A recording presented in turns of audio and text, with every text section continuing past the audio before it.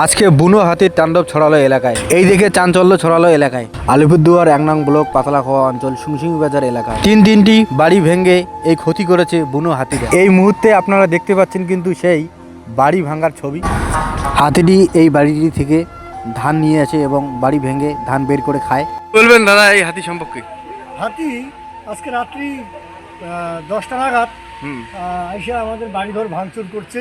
তারপরে ধান ছিল, ধান বাইর করে 2 বস্তা নষ্ট করছে, খাওয়া দাওয়া কিছু খাইছে।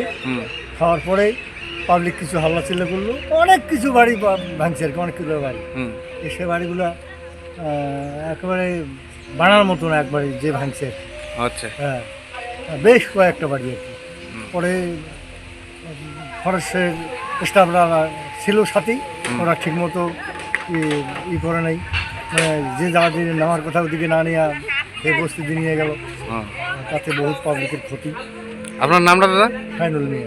ঠিক আছে, ধন্যবাদ।